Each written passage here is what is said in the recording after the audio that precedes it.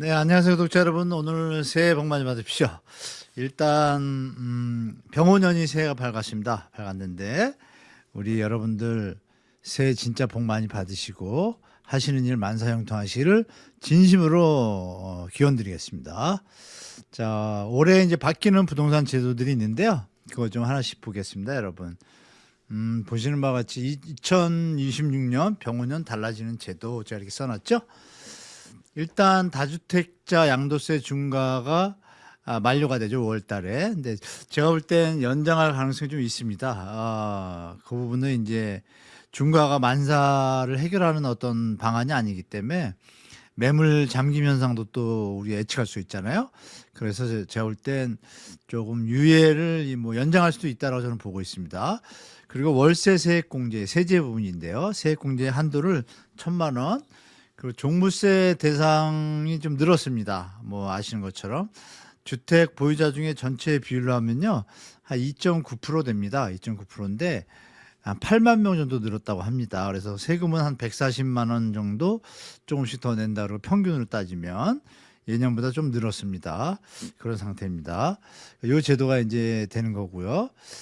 자, 그다음에 주택 거래하고 금융 부분에 있어서는 허위 거래 차단 이 부분에 대해서 좀 강력하게 자금 조달 계획서나 이런 것들을 좀 강력하게 하는 거로 이제 가닥이 잡혔습니다. 그래서 제가 볼 때는 허위 거래가 좀 많이 없어질 것 같아요. 그래서 공인중개사분들이 의무적으로 제출하게 되는 형태가 돼서 계약금 입금한 내용도 증명을 해야 되고 이렇습니다. 그 주담대의 그 위험 가중치라고 그러죠. 자산 RWA라 그래서 이거를 이제 15%인데 20%를 올립니다. 그러면은 전체 대출 총액에서는 한 27조 정도 감소하는 효과가 있어요. 한 5에서 한 10% 정도.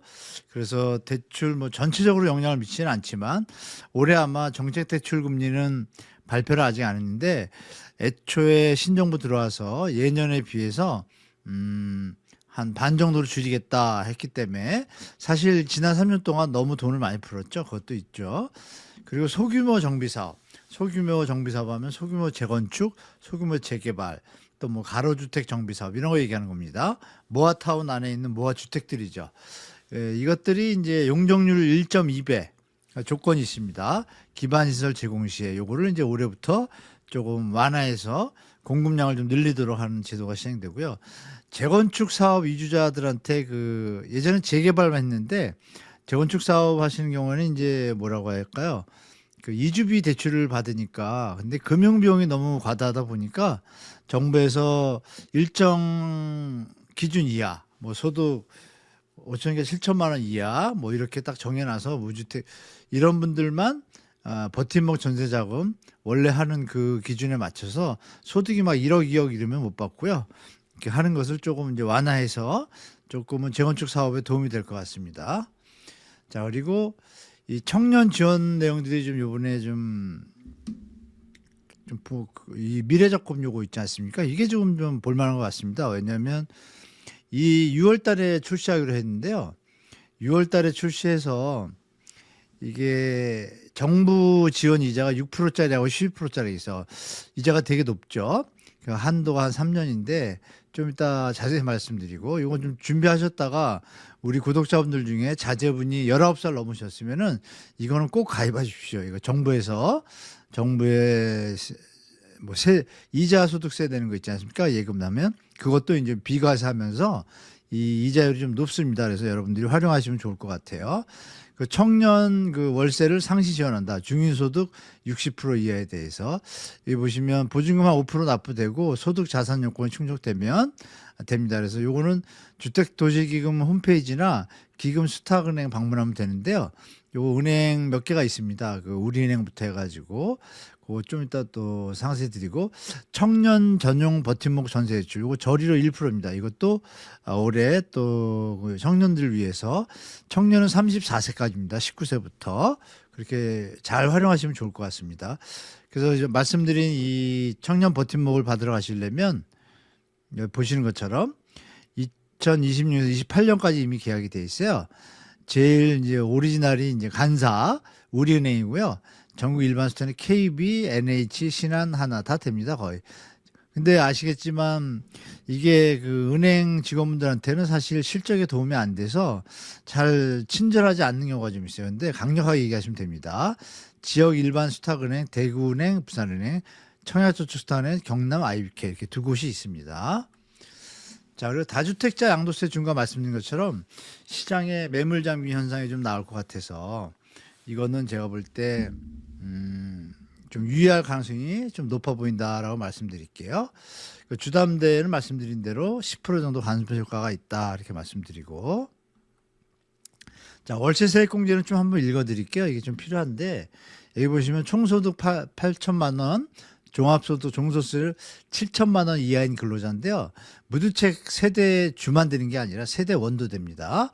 세대주가 주택 관련 공제, 뭐 청약 공제를 받거나 이러면은 그거 안 하고 이제 이쪽 곳 해서 임차인의 형태로 해가지고 이 세액 공제를 받으시면 됩니다. 그러니까 본인 또는 본인의 기본 공제 대상 명의로 주택을 임차해야 돼요. 계약서를 이제 이 임차인 될 사람 그리고 이 월세 세액을 공제받을 분 명의로 해야 됩니다. 남편이나 또 부인이 있을 때 그걸 잘 활용하셔서 하시면 좀 이 비율이 꽤 높습니다. 여기 보시면 월세액의 17%입니다. 17%면 1,000만 원 잡으면 1년에 170만 원이에요. 세액 공제니까 큽니다.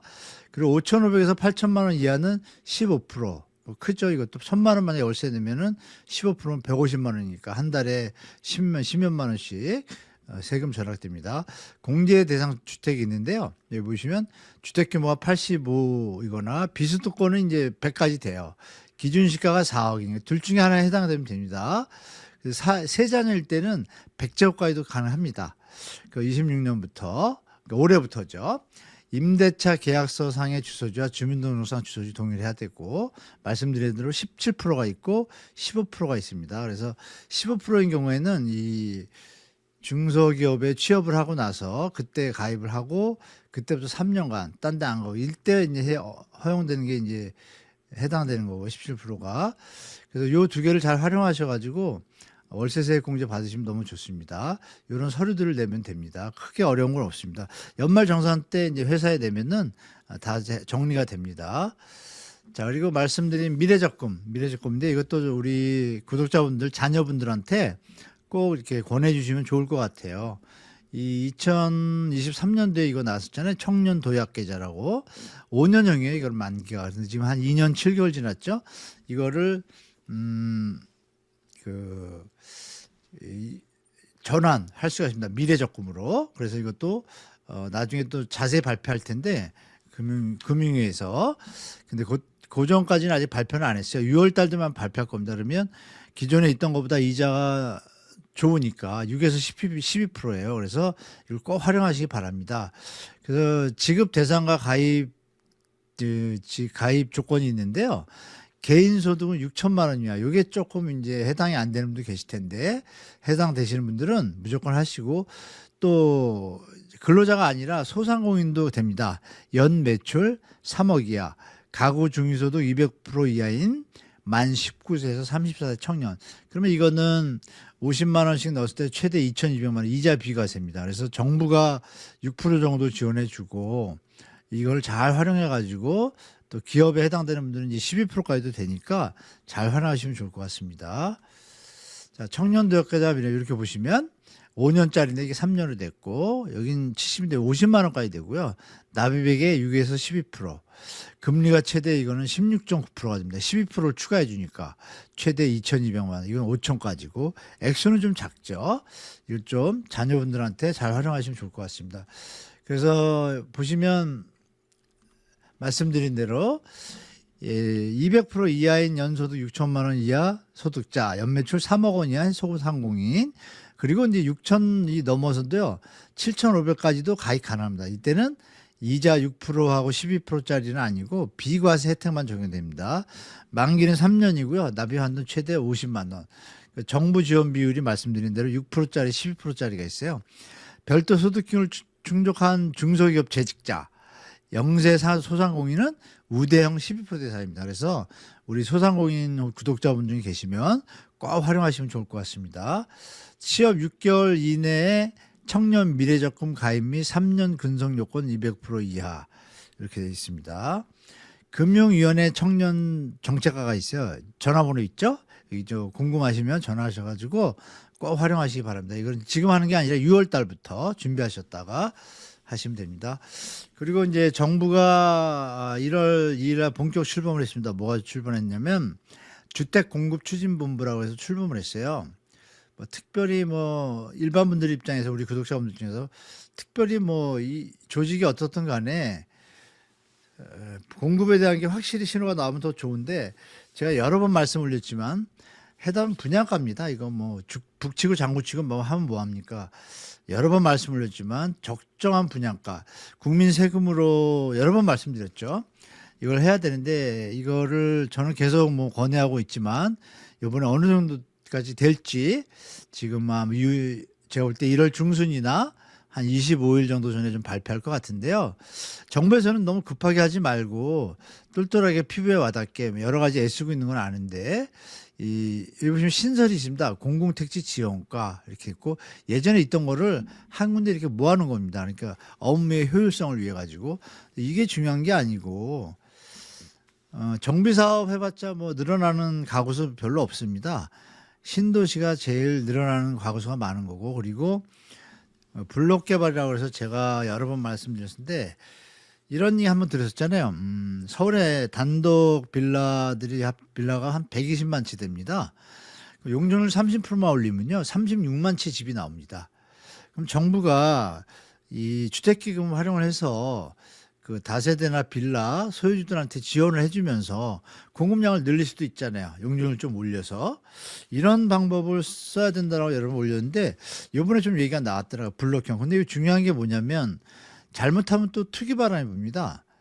근데 미리 발표하면 안 되고 완벽하게 한 다음에 해야 되는데, 앞뒤가 참 뭐가 그렇게 급한지 그걸 미리미리 얘기를 하고, 아니 완전하게 된 걸 가지고 발표를 해야죠. 그렇죠? 중요한 건 앞뒤에 가리지 않고, 이게 제일 중요합니다. 분양가격. 분양가격은 제가 심각하게 좀 생각하고 있는데, 분양가 상한제가 아주 변질돼 가지고 이 국가에 세금이 들어간 부지조차도 이 감정평가로 한다는 건 말이 안 되거든요. 이 부분에 대해서 그 노무현 때 적던 조성원가제도, 그리고 그 전에 노태우 정부 때도 이제 거의 분양가 상한제라 그래서 정부에서 가이드를 그냥 박아버립니다. 근데 지금은 이상하게 그 감정평가하고 건설사 입장에 서가지고 자꾸 개인의 사익을 위해 가지고 이게 변질되는 게 좀 있어서, 제가 볼 때는 이거 방치하면 안 된다고 봅니다. 아니면 정부가 손을 떼고 중도금 대출 지원 이런 거 안 하면 되죠. 근데 이거 집값을 정부가 지금 자꾸 올리는 것 같습니다. 제가 볼 때. 이 부분에서 정부가 정신 차리고 분양 조성 원가로 빨리 해야 된다라는 거 다시 한번 말씀드립니다. 전세 대출 금리는 당연히 해야 되고요. 자, 시장 상황 말씀드리겠습니다. 시장 상황 저번 주에도 한번 보여드린 것 같은데, 1월부터 12월까지 평균 매매 금액이 이제 나왔는데요. 10억 보시면 이게 2023년 1월입니다. 1월 때 여기 2023년 4월에 10억이었잖아요. 2022년도에 갑자기 내려왔잖아요. 그러니까 그 전에 한 11억, 12억 됐고, 다시 이렇게 전고점 여기 14, 6초까지 15억 근처까지 2월 달에 토지 거래가 풀면서, 그렇죠?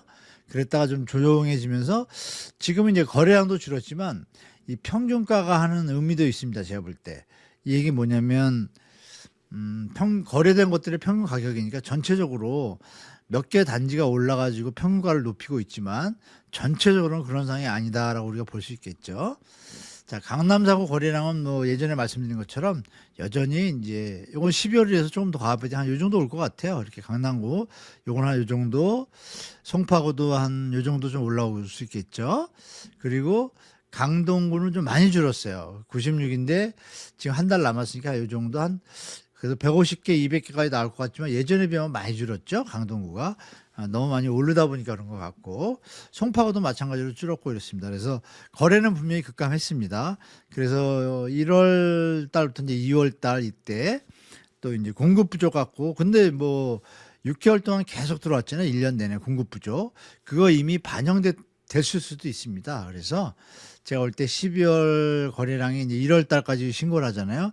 이걸 좀 보고 나면 분명히 제가 말씀드린 건 효과는 분명히 있는데 가격 조정이 돼야 되는데 매물 잠금 현상이 조금 일어나서 이게 이제 마지막 올해 뭐 이제 좀 상반기에 좀 상방 압력이 있는 이슈들 쏟아내면서 지방선거도 있으니까 그러니까 정부가 이제 정책을 잘 발표해야 되는데 좀 기대해 봐야 될 것 같습니다. 자, 마용성의 거래량 급감은 더합니다. 이렇게 보시면 아주 급감하죠. 용산구는 거의 뭐 24개, 32개. 예전에 비하면 강남 사구에서 마용성은 완전히 거래량이 끊기는 수준이다. 이렇게 보면 되겠습니다. 그렇죠? 그래서 1월 달 조금 더 보면 뭐 마포구는 뭐 한 80개, 100개 나올 것 같고 요거 한 4, 50개 용산구는 그러면 예전에 비하면은 다 반토막이거든요. 여기는 뭐 성동구는 더하죠. 반토막이 아니라 한 60개 나오면 이건 뭐 700개에서 60개니까 10분의 1 토막이에요. 그러니까 이런 부분을 잘 보시면서 너무 조급해하지 마시기 바랍니다. 자, 그리고 생산적 금융 뭐 요새 미래 뭐 올해 시장에 대해서는 좀 미리 말씀드리면 정부에서 강력하게 그 생산적 금융 그러니까 기업체나 좀 생산이 나올 수 있는 곳에 국가 어떤 경제 펀더멘탈에 도움이 되는 곳에 이제 금융 지원을 하자라는 어떤 메시지를 강하게 던졌잖아요, 대통령께서. 그거 그리고 금융위원장도 던지고 그러니까 이런 전체적인 그림에서 은행장들이 다 신년사에서 말을 합니다. 신년사에 보면 KB금융은 생산적 금융 등 금융 패러다임의 변화를 쭉 하다가 부동산 중심에서 자본시장으로의 구조적인 전환, 제조업체 뭐 이런 뭐 스타트 기업, 뭐 이런 중소기업, 혁신기업 이런 기업들 지원을 해줘야 많이 크지 않습니까? 생산적 포용적 금융으로의 대전환 시대가 요구하는 핵심까지 하겠다. 여기 또 이제 신한은행 또 은행도 생산적 금융을 통해 금융 본연의 기능. 그러니까 이제 대출 이자만 먹고 이게 아니라 금융이 공익적인 역할도 해야 된다는 걸 이제 강조하는 것 같습니다. 그래서 전체적인 어떤 스탠스는 다 잡혀가고 있어요. 5대 금융주주가 신년사에서 이제 다 발표한 것들이고 우리 금융도 이렇게 얘기합니다. 생산적 금융을 본격 추진해 미래 성장 동력을 확보하고 포용 금융을 적극 실천해 그러니까 이제 좀 어렵고 이런 분들한테 감면이라든지 이런 것도 좀 애쓰고 생산적 금융에다가 강력하게 투자하겠다 이런 겁니다. 금융을 돌리겠다. 기업 금융의 명가인 우리은행 금융이 가장 자신 있게 잘할 거다. 이렇게 뭐 자신까지 내비치고요. 또 하나금융도 이렇게 보면 금융으로의 전환기 어떤 전환기? 생산적 금융으로의 전환기. 그러니까 이제 집 갖고 많이 욕 먹었잖아요. 그래서 우리나라 은행들이 좀 취급을 못 받았습니다. 뭐 그런 부분에서 이번에는 이제 좀 은행들도 패러다임을 좀 바꿔가는 어떤 전환점이 되기를 좀 개인적으로 바랍니다. 신한 이게 하나금융은 이렇게 보면 생산적 금융 AI 디지털 혁신 중심 조직 이미 12월 24일 날 개혁을 단행했습니다. 조직도 당연히 하고 또 신한금융도 이렇게 생산적 금융에 박차가 간다 이렇게 강력하게 하면서 조직도를 이렇게 딱 만들었습니다. 그러면 이게 우리가 생각할 게 여러분 뭐예요? 아마 부동산 대출 금리는 쉽게 안 나올 겁니다. 스트레스 DSR 적용하면서 이것도 더 어핑할 수도 있는 거고 그런데 약간 빈틈이 있긴 있죠. 뭐 생애채초나 일부에서는 또 그걸 해당하지 않게 하는 거 이런 부분을 조금 조절할지 안 할지 모르겠지만 여하튼 부동산으로 자꾸 불로소득으로 돈을 버는 형태를 좀 막아서는 게 대한민국의 미래를 위한 길이라는 걸 다 알고 있지 않습니까? 그런 때가 올 것 같고 생산적 금융 전환을 위한 정부의 규제 완화 이렇게 돼 있죠. 보시면 은행 보유 주식 위험 가중치를 기업에다가 대출할 때는 예전에 400%였는데요. 250%로 줄이는 대신에 말씀드린 부동산 담보대출, 가계대출에 대해서는 15%에서 20% 늘렸습니다. 그래서 실제로 기업에 대출하는 금액보다 가계대출이 워낙 많으니까요. 그래서 여기 보시면 생산적 금융 출발 이렇게 2030년까지 80조, 그래서 총 30년까지 400조. 그러니까 이번 정부에서 생산적 기업이나 제조업 다시 한번 어떤 출발을 할 수 있는 그런 기틀을 마련하려고 애를 쓰고 있는 것 같습니다. 기업 대출 이용 가중치 하락 조정 필요. 기업 대출에 대해서 좀 더 강력하게 하길 바란다 이런 내용 같습니다. 자, 그래서 여러분들이 생각하실 때 보시는 바와 같이 거래량이 급감했고 일부 단지들은 뭐 선호 단지들은 계속 유지가 되고 있지만 확실히 매수자분들도 거래가 줄었다는 얘기는 약간 관망하고 정부의 대책을 좀 기다리는 것 같습니다. 정부의 대책이 실현 가능하고 공급이 좀 빨리 된다는 걸 떠나서 분양가에 대한 가이드만 정확해도 시장은 심리적 안정을 다 취할 겁니다. 정부가 꼭 정신 차리기 바랍니다. 이거 국민 세금 갖고 건설사 위하고 이런 행태하면 안 되겠죠. 이번 정부도 자칫하면 기득권 수박이라는 소리 들을 수 있는 그 국토부의 모습이 좀 보여요. 정신 차리시기 좀 바라고. 여러분들 급여를 누가 줍니까? 대한민국 국민들이 주지 않습니까?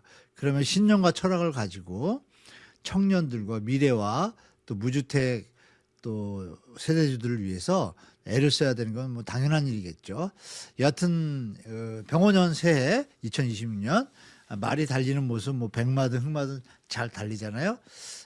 이 새해에도 여러분들 멘탈 관리 잘 하시고 요새 좀 며칠 추웠는데요. 건강 관리 잘 하시고 멘탈 관리 잘 하시고 새해 기운을 듬뿍 받으셔가지고 올 한 해 계획도 잘 세우시고 좋은 일만 있기를 기원드리겠습니다. 새해 복 많이 받으시고요.